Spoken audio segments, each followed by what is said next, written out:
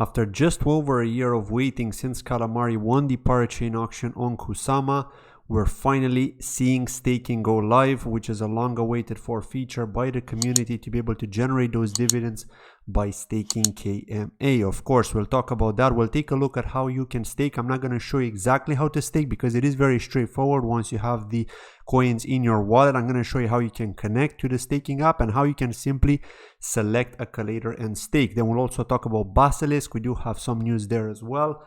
And finally, we'll talk a bit about one of the referendums on Moonbeam, which had generated some debate on Twitter over some of the doubts that we may have with regards to how the governance is being run for that specific referendum. So let's kick things off. We'll talk about staking first. So as you can see here, this is app.manta.net, where this is the website where you can actually stake. So I am going to be posting a link to this in the description of the video, so check that out if you want to know how you can stake. So the first thing you do once you connect is you simply just select your wallet. Okay, in my case, I've got a wallet here. You can change that wallet if you have a different wallet. It does have to be through Polkadot.js, of course. And you simply just see your balance here. If you have a balance, this is of course a test wallet. I don't have any KMA in this. And then you just simply hit on start staking and it'll take you straight down to the collator list. And here you can even see all the APY estimate, which is cool because as you can see, the APY is quite high, right? 500%, over 400% for the majority of them, even 561%. That seems to be the highest so far. I don't see anything higher than that. Let me see if we can go down more. And if we can get a bigger APY than that, no, 560. So that's pretty decent there, but it depends, right? You got to take the risk as well because you don't know if that's going to be a decent collator to stake with or not, right? It depends how many blocks that person or that collator manages to validate. But all you have to do then is just simply hit the stake button. Okay, and you choose the amount that you want to stake. Of course, if you have the 5,000 is the minimum, right? There is a minimum. But of course your balance would show up and you just simply choose the amount you want to stake, hit stake, sign the transaction, and that's it. Now on staking takes 7 days, so just know that once you stake, there will be an unstake button there next to it. So you just hit the unstake button, you choose the amount you want to unstake, and that's it. And then you just sign that transaction and you wait the full 7 days with 0 rewards. Okay, just to keep in mind, you will not continue to receive rewards if you decide to unstake. Okay, and you can stake with as many collators as you want. You can split your stake if you want to be safer. Okay, and that's how it works. Now just keep in mind that if a collator does go offline for whatever reason, you will not be getting any rewards, but your KMA is safe. You will not lose your KMA. Okay, just to be clear, when you stake with a collator, it doesn't mean you're actually giving that collator your stake, your KMA. You are not sending them your coins. Your coins remain in your wallet in a frozen state. You're just putting weight on that collator to support them. And that's why you see the amount staked increase over time. Okay, so that's how it works. Next, let's talk about Basilisk here. So Basilisk have just announced that the first liquidity bootstrapping pool on BSX will be held in 3 weeks. Next week on the 12th of October, help Tinker parachain bootstrap liquidity using KSM and receive Tinker in return. So it's in Arch, Tinkernet are going to be the first to launch the LBP on Basilisk. Okay, so the pair is going to be KSM Tinker. It's going to start on the 12th of October and it's going to end on the 15th of October. Okay, so it's as straightforward as that. Now, if you don't know what Invarch are trying to do, they do have a parachain on Kusama with Tinkernet, and that's why it's called Invarch Tinkernet.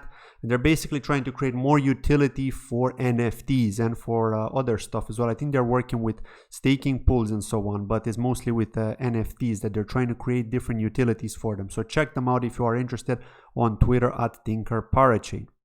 And finally, let's talk about this referendum here with regards to Moonbeam. So number 64 is the referendum from Stellaswap trying to get a lot of funding. If you don't know what Stellaswap is, it's the biggest DEX on Moonbeam.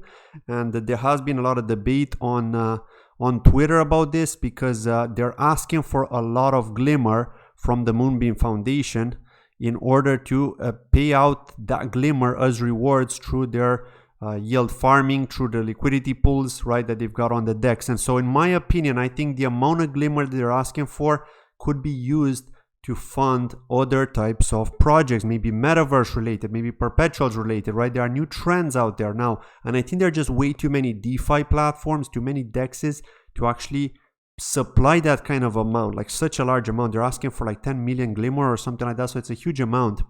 And you can check this referendum, by the way, in the proposal to get all the details. But I personally voted nay for this because I just don't want more glimmer to be put into circulation. I just think it's going to cause too many problems when it comes to the actual value of glimmer. I mean, we're already in a bear market. The situation isn't pretty. I don't want to see more of that liquidity in circulation, right? And so, yeah.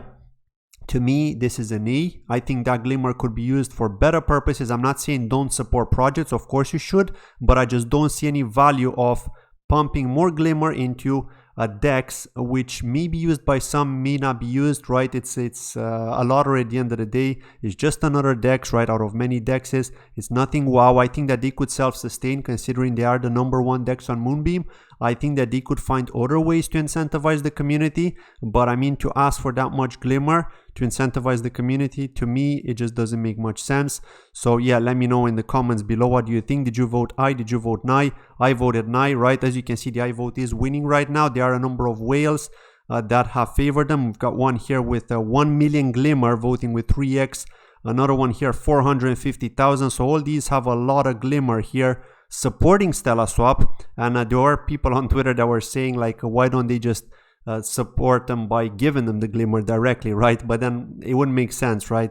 They were making jokes, of course, but it wouldn't make sense. Like, which whale is going to give away their glimmer to support a DEX so that they can pay it out as liquidity to or as rewards to the community? It wouldn't make any sense.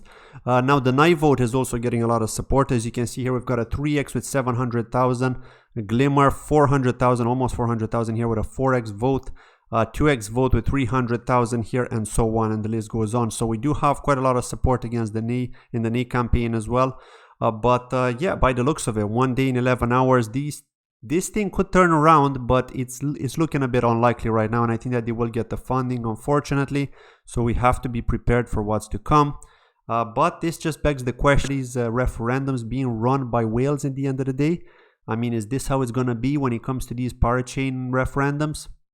I mean, everyone has their own agenda, and to be honest, a lot of whales who are supporting these referendums for a specific parachain, they usually get some kind of benefit. I mean, we have seen, I'm not going to name the project, but we have seen one in the past that's actually partnered with some of these validators who have actually supported them by voting heavily in their referendum to receive funding from one of the treasuries. And so, yeah, when you get these kind of insider agendas and people trying to benefit for their own agenda, then that's not cool, right? And this is how it's gonna be going forward. It is sad, but when the crypto community is so small and you do have a number of whales in each one of these parachains, they will get some kind of benefit to support these kind of referendums, and that's how things are running. Let me know your thoughts in the comments below. What do you think about this? Do you agree? Do you disagree? Thank you for watching, and I'll see you in the next video. Bye bye.